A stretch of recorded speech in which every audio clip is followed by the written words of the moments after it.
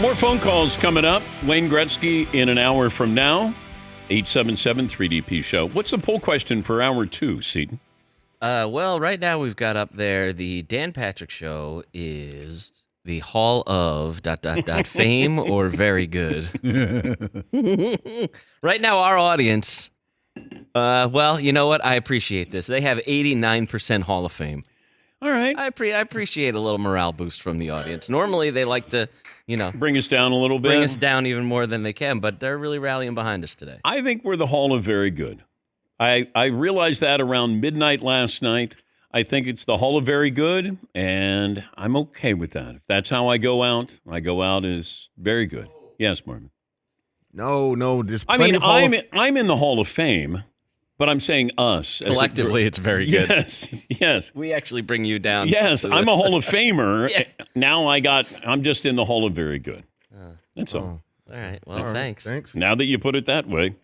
Jeremy Fowler, ESPN senior NFL and national reporter, joining us from the owners' meeting. All right, Jeremy, where are we? The countdown for the vote for the tush push.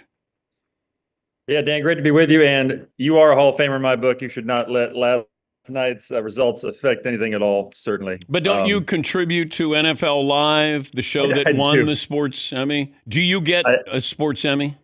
I think I actually do, from what I am hearing, contributing to the show. Okay, obviously. Should you have won, should NFL Live, should that have won last night over us? I think it's a tremendous show. Laura Rutledge and Dan Orlovsky and the crew do a tremendous job. I love that show. I'm just kidding. I'm a very, very small part of it. However, okay. Your Hall of Fame career should be the morale boost that you need this morning. All right. Okay. Sorry to do that to you. That's all I wanted to talk to you about, Jeremy. Thank you. I don't care about the tush push. And we're done. Okay. What's the time frame here on the vote? Any minute, Dan, with this tush push. So that the Packers, their proposals in, owners, my understanding, are voting like right down the hall as we speak. They're meeting on it. Jason Kelsey walked through the hallways with Eagles owner Jeffrey Lurie a little while ago. So he's in the meeting. Maybe he can sway some votes. Maybe he can help the Eagles here.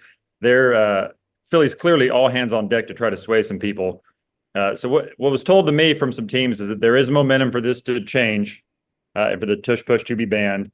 They only got 16 votes in March, though, so they need 3/4 majority vote, which is 24 votes, to get this push through, and then they'll go from there. So seems to be momentum, but I think it will be close, and it could be really. I'm checking my phone right now to see what goes down here, but it is expected early this morning. What kind of language do you think is going to be in or changed with this? Let's say they get rid of it. Is there going to be language that's put in their rule book? So the language right now is from the Packers proposal that was tweaked this week to make it broader. Because I think the issue that teams had back in March was it was too specific to one team, right? They felt that it was specific to the Eagles. They wanted to tailor that to just be back to the way it was in the early 2000s, which is you can't push or pull any ball carrier at all at any time, or it's a 10-yard penalty. So I think that sort of whets the appetite a little bit of some of the teams that were on the fence. There are a lot of teams that want to get that quote rugby style play out of there. What's still unclear, Dan, is what the data is on injury prevention here. Like if there really is an issue with this play that causes more injury risk than others, then that's great. Let's see the data. But right now, I don't know that anybody's seen that. Health and safety has talked to the league, so maybe today we'll get some sort of clarity on why that's important, or if this is more just under the guise of player safety, which I know is some around the league believe that might be the case. Yeah, I think and they could probably frame this and say, we're being proactive. We don't have negative data or injury data. We want to be proactive. I understand how they can spin this, but aesthetically, it's not pleasing. The NFL is in an entertainment business, and it's a predictable play. It's like the extra point. Like we don't want predictability. They can't say that, but I think that's really what's happening behind the scenes. That's my gut feeling. Well, and the Eagles are a major brand in the league, and they've had tremendous success with it, and it evokes a lot of emotion because from a football standpoint, there still are teams and coaches and general managers in the league that will tell you, like, you shouldn't punish a team for being able to execute a play that you can't stop. So that is really a core issue here that really won't go away. So you're right. It's a matter of taste in a lot of ways. And, is injury prevention really a thing? Some people in the league say that they think it could cause some sort of catastrophic injury. We just don't know yet. So we have to go by what they want and the fact that, yes, it is an entertainment industry. But yeah, I think that part of the equation too is that a lot of teams feel like the Eagles would still get these plays without having to push from behind. Like usually Jalen Hurts and that offensive line, they get it anyways.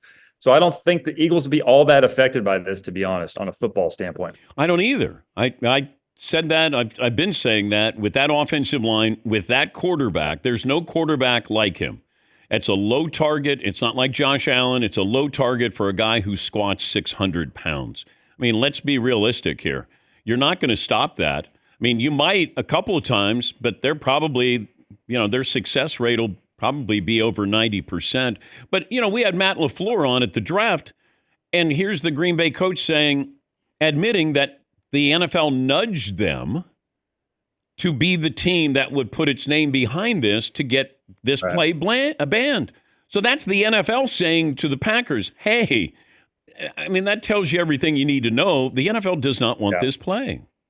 Well, it would be naive to think that Roger Goodell is not involved in the decision making here. You have a couple different tenets. You have the competition committee, which is 8 or 9 people, composed of general managers and team presidents around the league. So they've recommended that the tush push should be out. You have the health and safety component. And then you have Goodell, who is a presence. And if votes need to be swayed, he can be involved in those discussions. So typically what the league wants, the league gets. But Philly's pushing back here. Like Nick Sirianni has a pretty big coaching tree now with Shane Steichen in Indianapolis, 2 or 3 others that are head coaches whose teams benefited from the tush push and don't want to go against the Eagles. So, but that's only 3 or 4 teams. Do you have enough to sway the majority? Jeremy Fowler, who will win a sports Emmy because NFL Live won a sports Emmy last night, joining us from the NFL owners meetings. You can have mine. We'll switch the name on it. It'll be fine. What else should we be aware of that could happen today? So the interesting news this morning, Dan, was that the playoff reseeding proposal from the Detroit Lions, which they were proposing, hey, look, if you have a better record as a wildcard team than a division winner, you should jump them in the seedings. That has been off the table. That has been now revoked, at least for this term. But it was a little bit of a surprise. It didn't have much legs, but I thought they would at least vote on it. They are not doing that now. So It's going to be the same playoff format this season. But there is an acknowledgement here that, like, if it goes to 18 games eventually or in future years, they're going to have to reseed this thing. They're going to have to work it out. They don't really want situations where teams have meaningless games in December and January when you're locked into a 2 seed and you're resting your guys. Or you saw the Rams do that last year, resting your guys in the last week. They want these games to matter, even though I think some fans love second and third stringers playing and the dynamics of who's going to tank and who's not. Like, I think there's an element of that. But for the most part, the league doesn't want that. They want good games. So I do think they're going to switch that eventually. It just won't happen this week. And then you got some onside kick news. There's some stuff about you can do an onside kick anytime during the game, not just the fourth quarter when you're down. If you're from behind, you can do it in the first quarter if you want. And they're going to move the kickoff point like a yard. I don't know why. I'm going to find out why they're doing that. They're trying to create a better success rate on these kicks. It's kind of become a boring play. They're trying to spice it up. But you have to declare that we're going to have an onside kick. You have to tell that, right? Oh my God. Correct. Okay. Yeah. So they're hoping for a little bit more excitement. Anything I need to know about Aaron Rodgers today? So, Dan, I checked on that this week. I kind of get the same lines from people in Pittsburgh, which is, hey, we remain optimistic. We remain in contact with Aaron Rodgers. No new update yet. So they are essentially still waiting on him. I go back to, like, this is his first foray into free agency in a 20-year career that was highly unpredictable. So this was never going to be smooth or easy. And, OTAs is in a little under 3 weeks for the Steelers, like May 27th. So that'd be the target date for them. They would, certainly hope that by then he's in the fold. I don't think they've changed their plan. They're waiting on him. They know he's had some stuff in his inner circle or some family stuff that he has been dealing with, which he alluded to on the Pat McAfee show a few months ago. So they're sensitive to all that. and they're just going to kind of roll with Mason Rudolph until then. There's some teams I've talked to that are still kind of wondering, like, is he just waiting out the Vikings? Because the Vikings would be an ideal scenario, one of the best play callers in the league, and Kevin O'Connell, 9 dome games. You're guaranteed 9 dome games per year. There's some element of that, but checking with the Vikings, I still don't expect that. They're moving forward with JJ McCarthy. So he really has no other option other than Pittsburgh or retire, it seems right now. Did he get married? I do not know that. I haven't heard that. Okay. I haven't heard that. So it could be just something a matter with his family, but I know. No, Pittsburgh, I saw him wearing a ring, and then there was speculation: did he get married? And maybe it's a mood ring, which would be appropriate for Aaron. Like, what's the mood that you're in? But thanks for joining us, and congratulations on winning the Sports Emmy last night. Thank you, Dan. I appreciate it. Thanks for having me. That's Jeremy Fowler. He's a big-time NFL reporter for NFL Live at the Mothership. Yes, Paul. I like that we didn't even know that he won a Sports Emmy for being a participant in NFL Live. And he goes, yeah, I think I do get one. Yeah, must be nice. That's what working at a place like ESPN or Fox or whatever is. I have friends who have a dozen, and they're like, oh, I think I picked one up this year. You're like, wow, oh my gosh.